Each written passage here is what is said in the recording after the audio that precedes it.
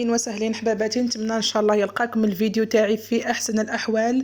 باذن الله اليوم جبت لكم الوصفه اللي وعدتكم بها في الفيديو السابق تاع مركز البرتقال، واللي هو مخللات الخضر. يعني باذن الله هذه الوصفه راها سهله في متناول الجميع. يعني نديروا هذه المخللات لشهر رمضان الفضيل. كما راكم تشوفوا هنايا هذا المخلل تاع البيطراف الشمندر، درتو على شكل مربعات يجي ما شاء الله. كذلك عندي كمية من الخضر، منها يعني الجزر، عندي لفت، عندي شوفلوغ، يجيو ما شاء الله. نقصوهم كذلك مربعات كما راكم تشوفوا، ونديروا المخللات تاعنا بطريقة يعني جد مبسطة وسهلة في متناول الجميع. بإذن الله دوك نتفضلوا مع بعض ونشوفوا هذه الوصفة. نبداو على بركة الله. عندنا هنا هاهم الخضروات تاعنا، عندي شوفلوغ، عندي لهنا لفت، عندي جزر وحبة تاع ليمون. بعد ما غسلناهم مليح نحكموهم نقصوهم على شكل مربعات كما راكم تشوفوا. هنا راني حليت هذاك الشوفلوغ، عندي لهنا نقيت الحوايج تاعي، هنا راني قصيتهم مربعات صغيرة. هنا حبيبات تاع الثوم، عندي القارص، شرائح تاع القارص. لهنا هذا الشوفلوغ تاعنا، عندي ماء سخون يعني يكون سخون بزاف، نحطه في الماء سخون باه يطرى ما يبقاش يابس وتتنحى له هذيك الرائحة اللي فيه. نخليه يقعد مدة ربع ساعة تلقاوه يعني طرى. شوفوا هنايا راه ما بقاش يابس وتنحات له شوية هذيك الريحة. من بعد واش نديرو؟ نرجعوا للمكونات تاعنا اللي وجدناهم. نجيبوا علب زجاجيه، من المستحسن انكم ديروا في الزجاج، يكونوا مغسولين مليح يعني معقمين. ونبدا نحط الخضروات تاعي، نديرها على شكل طبقات. لهنا بديت بطبقه الجزر هي الاولى، نوزعها على العلب اللي عندي. من بعد نزيد كذلك كميه تاع اللفت، نديرها كذلك كطبقه. نزيد كذلك كمية من الشوفلوغ، يعني نبقى ندير طبقة بطبقة حتى نكملو. نزيد نحط كذلك شرائح الليمون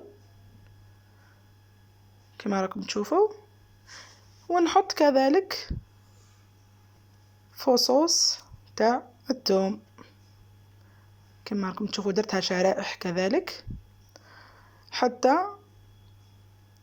نكملو العملية.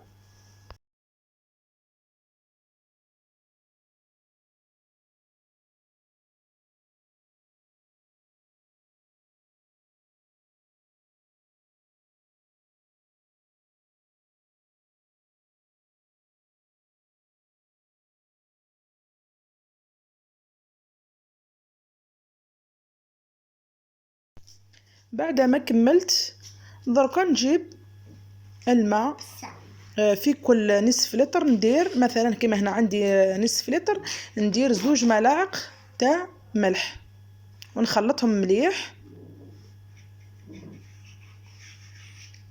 ونزيد كذلك نضيف 2 ملاعق او 3 تاع خل، المستحسن انه يكون خل ابيض.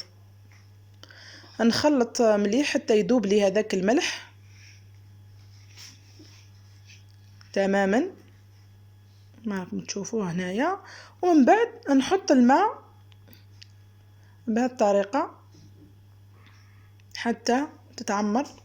من بعد نخليهم ونشوفوا اذا نقص الماء نزيدو نعاودو نزيدو نضيفوا كمية حتى تتعمر لي هذيك العلبة كما راكم تشوفوا. نعدلوها كما هكذا ونزيدوا لها الماء حتى تتغطى. بهذه الطريقة نكونوا خلصنا الوصفة تاع نهار اليوم. لهنا نكمل العلبة الثالثة، نعمرها بالماء. نشوفوا كيف راه دار هذوك الفقاعات، يعني شغل راهم هذوك يديروا الغازات، يعني نخليهم حتى يتنحاو شوية. ومن بعد نغطيو العلبة تاعنا بإحكام.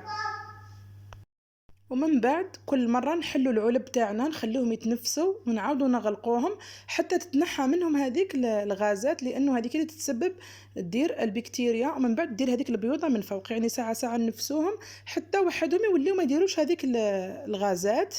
هنايا هاني حكمتها باحكام، يعني قفلت العلب تاعي باحكام ونحطهم في مكان بارد، يعني ما تحطهمش بلاصة سخونة ولا تحطهم مثلا في الفريجيدار، نخليهم على برا ونحطوهم في مكان يعني ما هو بارد بزاف ما هو سخون. ولا هنا نديروا الطريقه تاع الشمندر، يعني البيطراف هنايا هاني بعد ما قشرته قصيته هكذا مربعات كما راكم تشوفوا صغيره، وكذلك درت شرائح بالطول هكذا. نجيب لا كاسرول تاعي نحط هذه الكميه ونضيف لها قليل من الماء حتى تتغطى تماما، ونحطه على النار يعني مدة ربع ساعة أو 20 دقيقة يغلي كما راكم تشوفوا، ونحيوه يعني يطيب نص طياب ماشي يطيب خلاص. ولا هنا بعد ما برد هاني نصفيه نحيه من هذاك الماء،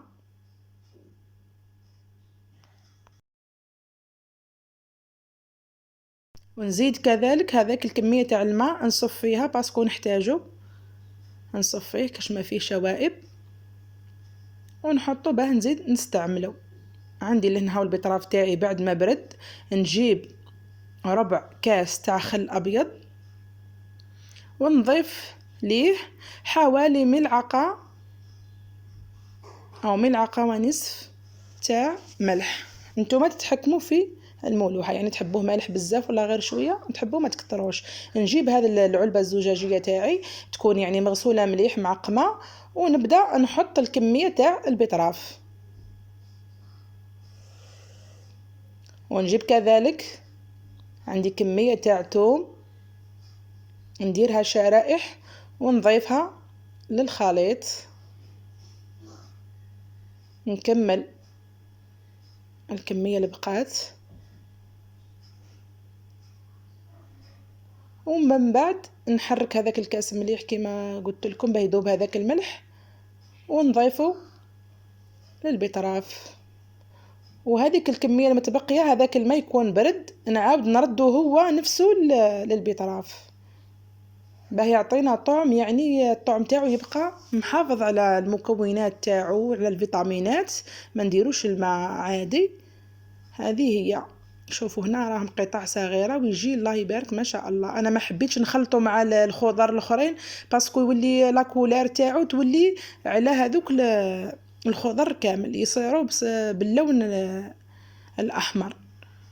هنا نكونوا كملنا هذه الوصفة، يعني راها وصفة كذلك سهلة، نغطيوهم بإحكام ونحطوهم في بلاصة باردة، ونكونوا هنا كملنا الوصفة تاعنا. هنا يعني عندي علبة تاع شوفلوغ وحدها، وعندي زوج علب اللي فيهم يعني الخضر اللي قلت لكم شوفلوغ وجزر ولفت، وعندي هذيك العلبة تاع البيطراف وحده.